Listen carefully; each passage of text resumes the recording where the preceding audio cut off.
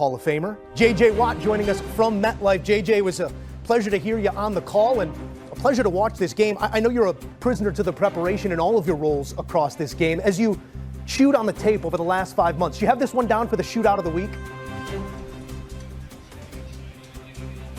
I definitely did not have a final like this one. I didn't have over 60 points being scored, but I'm sure glad it was. What a treat it was. What a game for week one.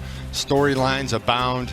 Just a fantastic game to start it out with. It certainly was, and eyes go to Aaron Rodgers off of this win. There were moments where the youth of Rodgers still apparent. There were other moments where the pocket collapsed a little quick. I don't know how much ballet is left in those boots, but you chased after him. How do you assess the play of Rodgers on this day? I think he did a good job. We were all waiting to see what this offense is going to look like. Is he going to go under center and the Arthur Smith offense is going to stay in the shotgun? And they mixed it up. They did a little bit of both. They did a great job with the play action, getting them out in the open, getting some easy touchdowns there early on with guys walking in. But they got to get that run game going. They need to get the run game going a little bit more. And then on defense, they definitely are going to want to stop the run better than they did today. You know, I always struggle with the idea of a good loss. No such thing in the NFL as we try and stack up wins, but the Jets may be comporting themselves a little bit better than we'd expected as well. Quarterback play on that side, the dual threat in Justin Fields. How much hope should they glean from this loss, however? Yeah, I think if you're a Jets fan going to work tomorrow and you're talking about the game, yes, you're disappointed in the loss. Yes, you wanted to get a win. There's no moral victories. But you have to be proud and excited about what you saw today from Aaron Glenn's team. Justin Fields ran well, but he also stood in the pocket, found his way around, and kept his eyes downfield and delivered the ball. The way they were able to bounce back from some momentum swings in this game. As a Jets fan, I do think you should be excited about this team moving forward, and I do think you should be proud of the performance they put on the field today. J.J. Watt, balling in the booth, and what an addition here on CBS Sports HQ. We appreciate your time, pal. What they accomplished in this one, back and forth ball game, high scoring, maybe not to be expected, but the play of Aaron Rodgers, it begs question here on how hopeful you should feel coming on. Very hopeful. I think the most encouraging thing about this ball game was seeing the Pittsburgh Steelers win a game when their defense was optional. There has been issues in the past in terms of offensive explosion, consistency.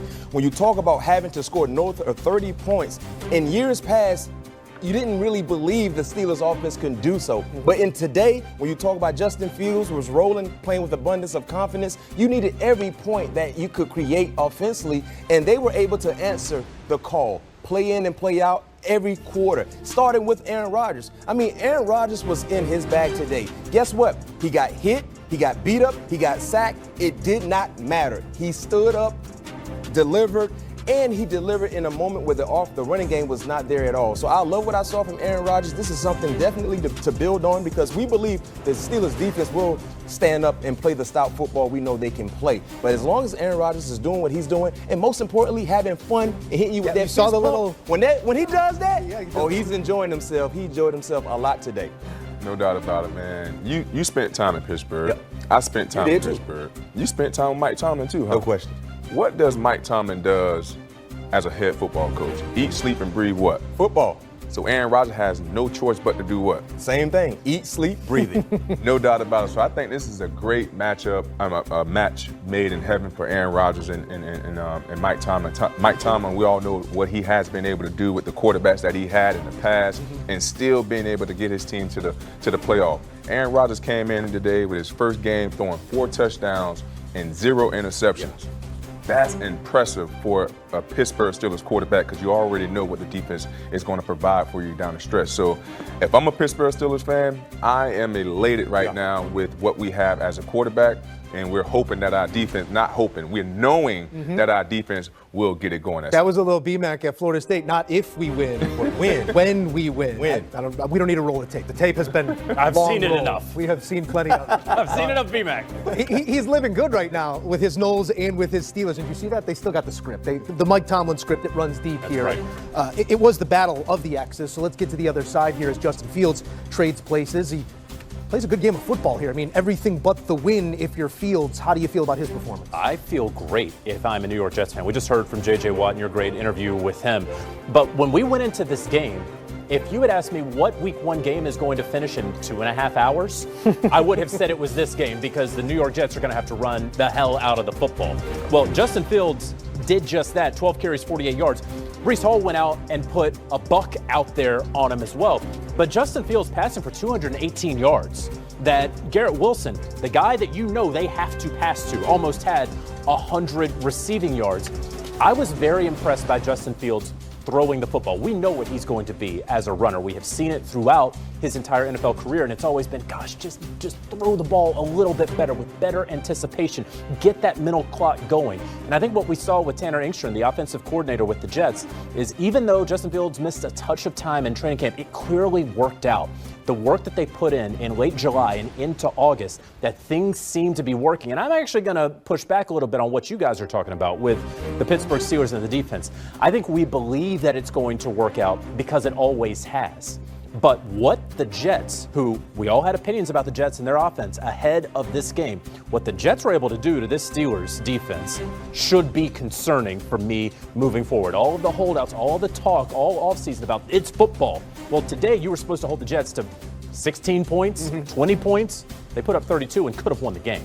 I don't need you guys to come in defense of the defense here. It's going to play out over time, and that's been the question of the Pittsburgh Steelers, what they will be after the stuffing and the turkey on Thanksgiving. That's where the issues have come, but they start off on the right foot here. I do want to thought, Pat, on Justin Fields and his development, his maturation. You've spent time, you've been in the room with him. What are the Jets going to move forward with? As JJ's saying, in the passing game, because so much is known already about his talent as a runner. Man, honestly, I was impressed on how they implemented the passing game for him. Had him on the move, moving the pocket a little bit, making the throws a little bit easier for him so he didn't have to break down coverages or go through progressions. So I thought that was huge for the offensive coordinator and Justin Fields moving forward. And also what really helped him out was the running game. Yeah. Hall running downhill the way that he was, keeping the defense, the Pittsburgh defense, on their heels. And when you have a balanced attack like that, that is the type of product that you can seemingly see time and time again when you have a balanced attack like the New York Jets did today. You try and define your goals. If you're the Jets or a team like it, there is a clear favorite in that division and the wild card spots in the AFC. Not spoken for, but we like to think we know some of those that will represent those positions as well, even in Week 1. It's a big win in Week 1 for Aaron Rodgers, who here in the year 2025, still spinning it at 41 years old, and he goes for a touchdown for each decade. 4 touchdowns, no interceptions, and walks out of MetLife in good health with a W. It's an interesting game today. This man is now healthy, and there he is in the stadium that was his own the last 2 seasons. There's Aaron Rodgers getting set to go, playing for his new coach, Mike Tomlin. And our Sal Palantonio just caught up with the coach as we counted down to kick off.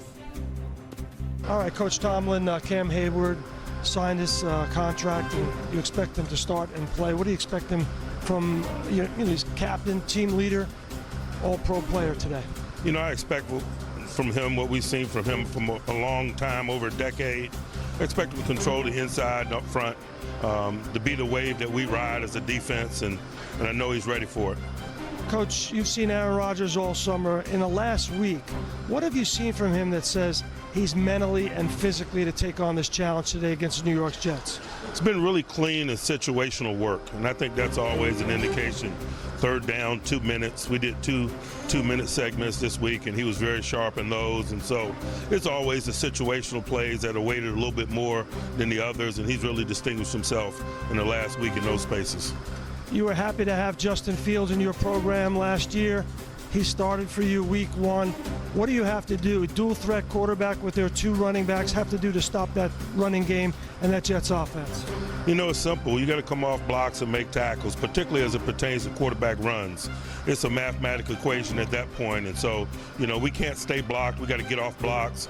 We got to whoop blocks and make tackles. That's football. The schematics obviously will change over time, but that's a component of it that can't go away. Thank you for visiting us on Week 1. You know it. Appreciate you. You know it. Okay. All right, Sal, thank you very much. And as we see Rodgers there, what do you think, Rex, Rodgers and Tomlin together? Well, number one, you got a Hall of Fame coach. So is playing for a Hall of Fame coach, and the respect that he's already going to have right there. Those two, it's going to be interesting because I think that pair is going to work. I think they're going to have a heck of a season this year. I just don't think it's today. But we'll find out what happens with this one. We'll have a lengthier discussion about what to expect from this matchup as we continue on the